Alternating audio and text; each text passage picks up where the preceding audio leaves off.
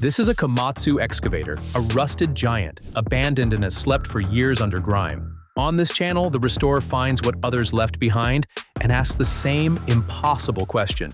Can this hulking machine be brought back to life? The strip, the clean, the weld, and the moment the engine roars again. Let's get straight into the video.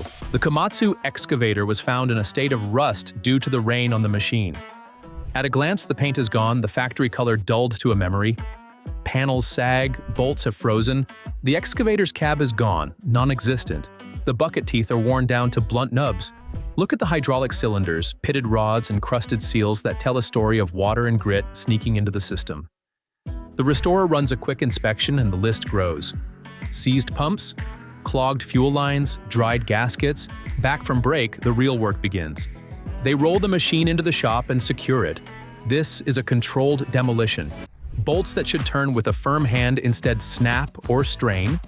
Rust-welded threads require patience, and sometimes next-level persuasion.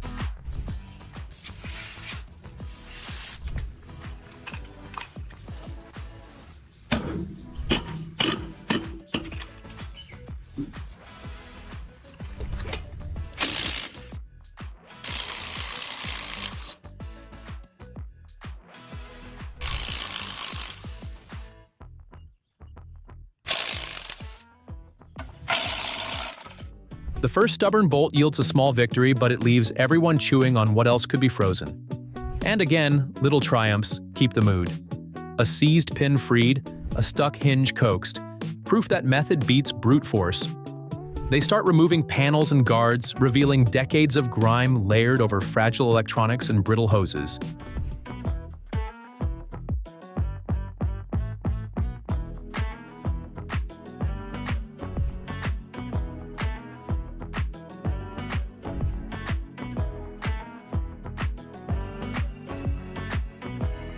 He moves on to drain every fluid, hydraulic oil, engine oil, coolant. Liquid pours out and confirms the worst suspicions. Hydraulic lines are inspected. Some are cracked, some fuse to fittings, and several must be replaced outright. He brings in a hoist to lift off the engine from the excavator. At the heart of the machine is the arm, not one single piece, but a stack of pins, linkages, and hydraulics. And he begins by taking it apart methodically, section by section. He moves on to the bucket, which puts a bit of a fight. It refuses to budge.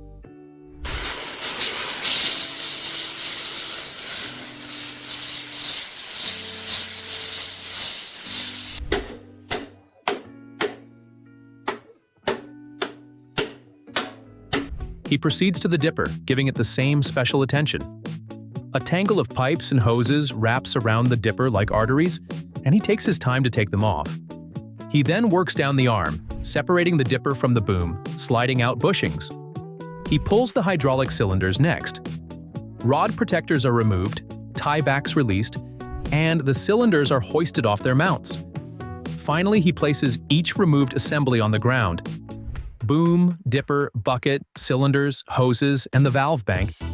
Everything gets a fresh tag and a place in the order of operations, so the reassembly will be a reverse of this exact choreography.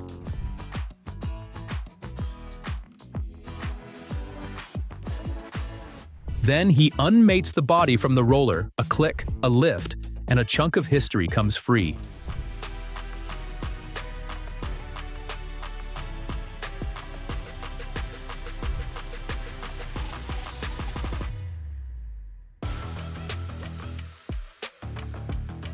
Attention shifts to the swing bearing, the massive circular joint that allows the upper body of the excavator to rotate smoothly.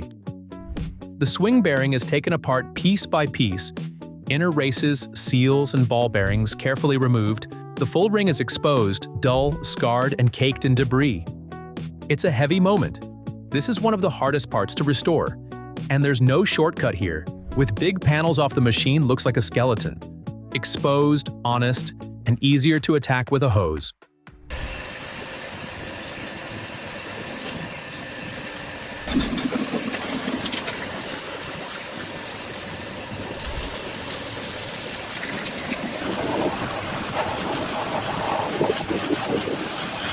Degreasing is a ritual. Caustic cleaners, scrub brushes, and a relentless back and forth until metal begins to show its original texture. The swing bearing is also cleaned thoroughly. The restorer uses industrial degreasers and wire brushes. The cleaning phase makes progress visible fast, grime removed, parts drying. The machine slowly stops pretending to be dead. A short history pause. Komatsu started in Japan in 1921 as a mining equipment maker and grew into a global force in heavy machinery. This model, decades old now, was common on construction and reclamation sites worldwide. A workhorse designed to dig, lift, and last. The brand's yellow is not just paint. It's a tool for safety and visibility. That history serves as a reminder to the repairer that what he's restoring is more than metal. It's heritage. Machines that rebuilt roads, cities, and livelihoods. Next up, repair and fabrication. He gives the slewing ring special attention. That giant collar under the cab that lets the whole upper structure rotate, because if the slew ring is compromised, nothing else matters. Inside the swing bearing are rollers and cages that take unimaginable shock. Each roller is rolled out, measured, and compared to spec. Any that show pitting or flattened faces would be replaced rather than gambled with. After he cleared the corroded metal in the bucket, where corrosion had eaten the metal and left only patches of weakness, welding repairs begin. They cut out rotten steel and graft new plates, measured, trimmed, and welded in place with care. But just as the mechanics breathe a sigh of relief, another challenge looms. Before any paint can touch this machine, every inch of metal must be stripped bare and made flawless. They attack the skin with industrial-grade blasting media, then follow up by sanding every component, power sanding the big panels and hand sanding tight spots to expose raw metal and neutralize old coating failures.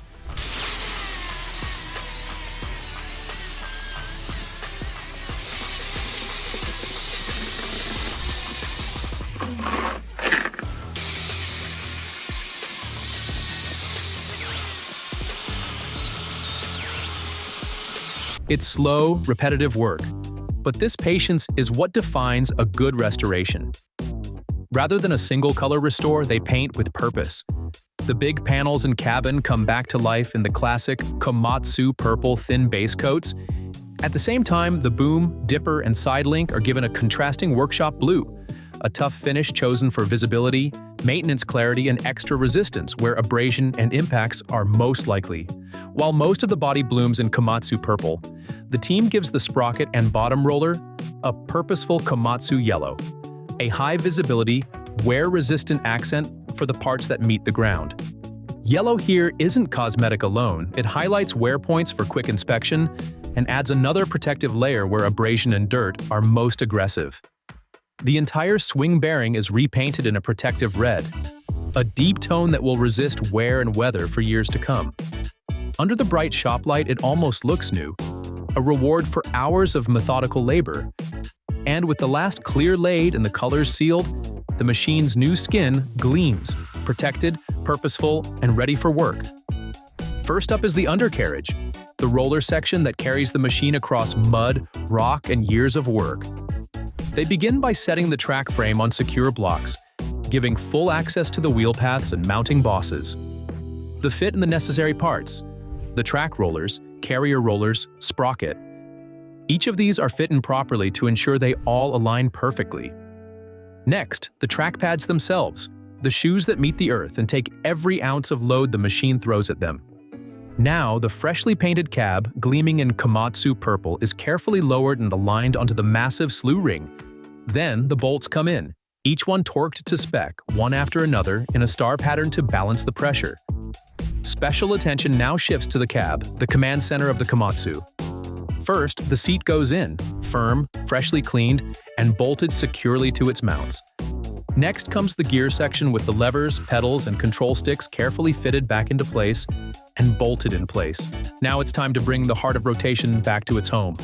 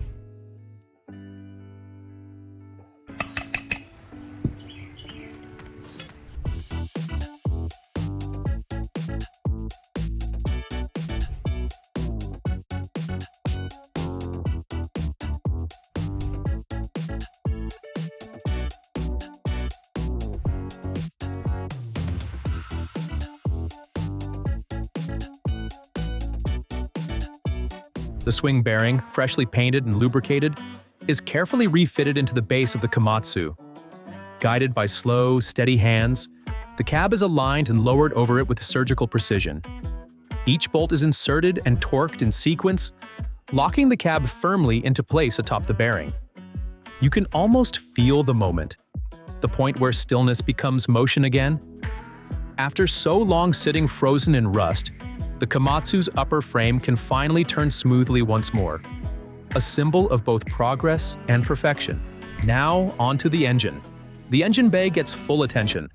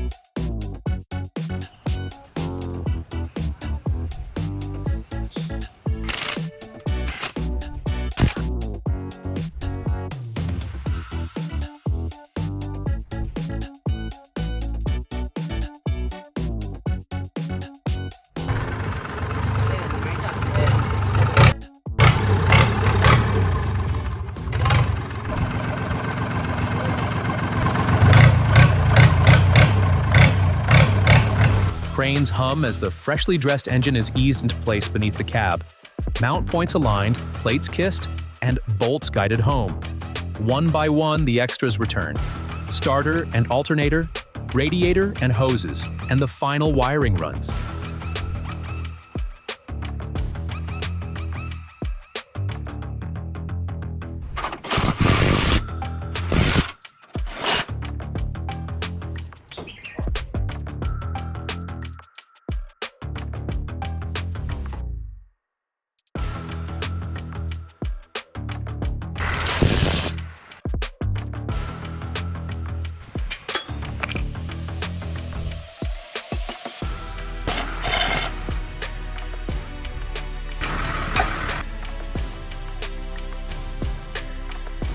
The moment arrives. Keys engaged, solenoid clicks. The starter cranks, and for a heartbeat, the shop holds its breath. They move the excavator outside. Sunshine hits the purple and blue paint that now gleams rather than hides. On a short test run, the machine digs, swings, and walks. From abandoned and broken to fully reborn, proof that no machine is beyond saving when skill, patience, and respect meet stubborn metal. What's your favorite part of this restoration? Let me know in the comments, and don't forget to check out the channel for other exciting restorations like this one. Thanks for watching.